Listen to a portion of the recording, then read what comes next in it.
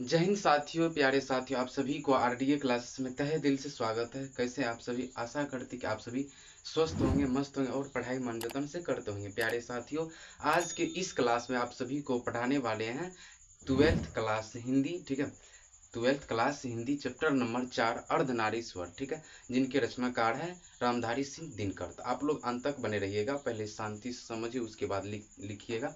ठीक है, तो चलते प्यारे साथियों क्वेश्चन की तरफ। कह रहे कि फर्स्ट क्वेश्चन है कि अर्धनारीश्वर शीर्षक पाठ के रचनाकार कौन है? अर्धनारीश्वर शीर्षक पाठ के रचनाकार कौन है साथियों? तो दिनकर जी, रामधारी सिंह दिनकर। ठीक है, फिर नेक्स्ट क्वेश्चन देखिए कि रामधारी सिंह दिनकर का जन्म कब हुआ था? रामधारी सिंह दिनकर का जन्म कब हुआ था? तो 23 सितंबर 1908 ईस्वी में। 23 सितंबर 1908 ईस्वी में, 1908 ईस्वी में। ठीक है, किनका जन्म हुआ था? तो रामधारी सिंह दिनकर का। फिर देखिए नेक्स्ट कि रामधारी सिंह दिनकर का निधन कब हुआ था, यानी कि लेखक साहब की मृत्यु कब हुए थे, निधन कब हुए थे भाई? तो इनमें हो जाएगा राइट आंसर 24 अप्रैल 1974 को। ऐसे भी पूछ सकता है बिहार बोर्ड कि 24 अप्रैल 1974 को किनके निधन हुए थे, किन लेखक के? तो किनके हुए थे भाई? तो रामधारी सिंह दिनकर के। फिर देखिए नेक्स्ट क्वेश्चन कि रामधारी सिंह दिनकर का जन्म कहाँ हुआ था? रामधारी सिंह दिनकर का जन्म कहाँ हुआ था, किस स्थान पे? तो कहाँ पर हुआ था? सिमरिया में। कहाँ पर हुआ था? सिमरिया, बेगूसराय में। फिर देखिए नेक्स्ट क्वेश्चन कि रामधारी सिंह दिनकर का जन्म किस राज्य में हुआ था, यानी कि लेखक साहब के जन्म किस राज्य में हुए थे? किस राज्य में हुए थे भाई? तो बिहार राज्य में। कहाँ पर हुआ था? बिहार राज्य में। फिर देखिए दिनकर जी की कौन सी कृति है? दिनकर जी की कौन सी कृति है? तो गुरुक्षेत्र। कौन सी कृति है भाई? गुरुक्षेत्र या पर्णभंग, दो हो जाएगा, गुरुक्षेत्र या पर्णभंग। फिर देखिए नेक्स्ट क्वेश्चन की दिनकर जी को किस गग पुरस्कार पर साहित्य अकादमी पुरस्कार मिला था? दिनकर जी को किस गग कृति या किस गग पुरस्कार पर साहित्य अकादमी पुरस्कार मिला था भाई? तो संस्कृत के 4 अध्याय, संस्कृत के 4 अध्याय की कृति पर कौन सा पुरस्कार मिला था? तो साहित्य अकादमी पुरस्कार। किनको मिला था भाई? तो रामधारी सिंह दिनकर को। फिर देखिए नेक्स्ट क्वेश्चन की दिनकर जी को किस काव्य पुस्तक पर भारतीय ज्ञानपीठ पुरस्कार मिला था? दिनकर जी को किस काव्य पुस्तक पर ज्ञानपीठ पुरस्कार मिला था?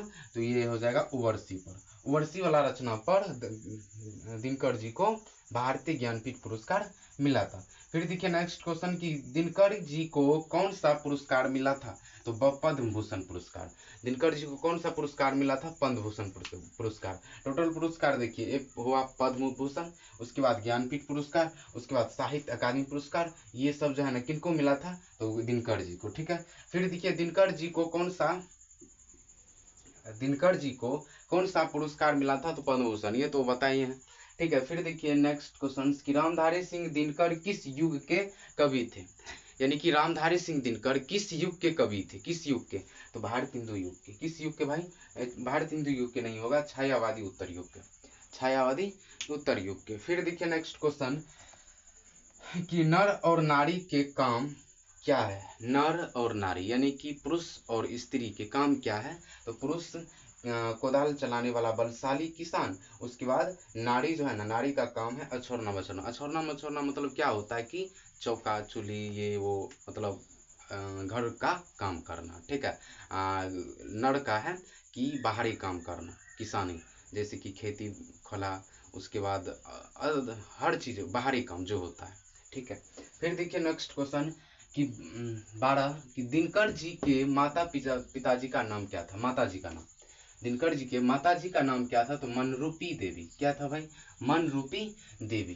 फिर देखिए नेक्स्ट क्वेश्चन की कामयानी तो अपने साथ डैश डैश की शांति लाती है। दिनकर जी कहते हैं कि कामयानी तो अपने साथ डैश डैश की शांति लाती है, यानी कि क्या लाती है? तो यहाँ पर खाली जगह पर क्या होगा ना साथियों? तो यामिनी, यामिनी। ठीक है, फिर देखिए नेक्स्ट क्वेश्चन कि दिनकर जी के पिताजी का नाम क्या था, यानी कि लेखक साहब के पिताजी के नाम क्या थे? तो क्या थे भाई? तो इसमें हो जाएगा रवि सिंह। क्या थे? रवि सिंह। आपको बिहार बोर्ड में पूछेगा कि दिनकर जी के पिताजी का नाम क्या था, तो आप क्या जवाब दीजिएगा? रवि सिंह। क्या थे भाई? रवि सिंह। फिर देखिए नेक्स्ट क्वेश्चन की दिनकर कितने वर्ष की उम्र में, कितने वर्ष के उम्र में दिनकर जी पहली कविता पुस्तक पर्णभंग प्रकाशित, यानी कि दिनकर जी कितने वर्ष के थे तब पहली कविता पुस्तक पर्णभंग प्रकाशित हुई थी? कितने वर्ष के थे? तो 21 वर्ष के थे। ठीक है, फिर देखिए नेक्स्ट क्वेश्चन कि दिनकर जी की पहली कविता पुस्तक कौन सी है? दिनकर जी की पहली कविता पुस्तक कौन सी है? तो पर्णभंग। पर्णभंग के रचनाकार कौन है? तो दिनकर जी। ये हो जाएगा। ठीक है, फिर देखिए नेक्स्ट क्वेश्चन कि राष्ट्रीय कवि की उपाधि कौन प्रदान करता है? मान लीजिए अभी राष्ट्रीय कवि कौन है? दिनकर जी। तो दिनकर जी को राष्ट्रीय कवि पुरस्कार कौन दिया? तो जनता लोग। कौन घोषित किया? जनता लोग। जनता लोग ज़्यादा चाहा इसको, ज़्यादा मतलब इससे प्रेरित हुआ, तो इसलिए कौन दिया इसका पद? राष्ट्र पुरस्कार थी, किधर गया है? हाँ, राष्ट्र कवि, तो जनता। कौन दिया था भाई? जनता। फिर देखिए नेक्स्ट क्वेश्चन कि दिनकर जी के पत्नी के नाम क्या थे? तो श्यामवती देवी। लेखक साहब की पत्नी जी के नाम क्या थे? श्यामवती देवी। फिर देखिए नेक्स्ट को किस पाठ में कहा गया है कि जिस पुरुष में नारी तत्व नहीं और पुरुष अपूर्ण है? किस पाठ में कहा गया है? तो अर्धनारीश्वर शीर्षक पाठ में। ठीक है, फिर देखिए 20 नंबर क्वेश्चन की युद्ध और शांति की समस्या पर लिखी गई काव्य पुस्तक, काव्य कृति कुरुक्षेत्र। अरे यार, कैसे कैसे? हाँ, युद्ध और शांति की समस्या पर लिखी गई पुस्तक है या लिखी गई कृति है? तो कुरुक्षेत्र। क्या है? कुरुक्षेत्र। फिर देखिए 21 नंबर में कि दिनकर जी की पहली कविता किस पत्रिका में छपी थी? दिनकर जी की पहली कविता किस पत्रिका में छपी थी भाई? तो इनमें हो जाएगा राइट आंसर छात्र सहोदर। छात्र सहोदर। फिर देखिए 22 नंबर में कि गंधारी कौन थी? गंधारी कौन है? तो गंधारी कौन थी भाई? तो दुर्योधन की माँ। दुर्योधन की माँ हो जाएगा। ठीक है, तो साथियों आप सभी को क्लास 12 का हिंदी चैप्टर नंबर 4 कंप्लीट हो गया है।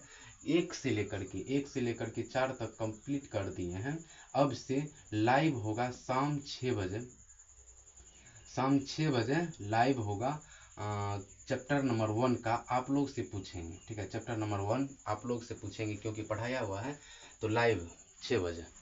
उसके बाद हिंदी क्लास 10th का अभी होगी।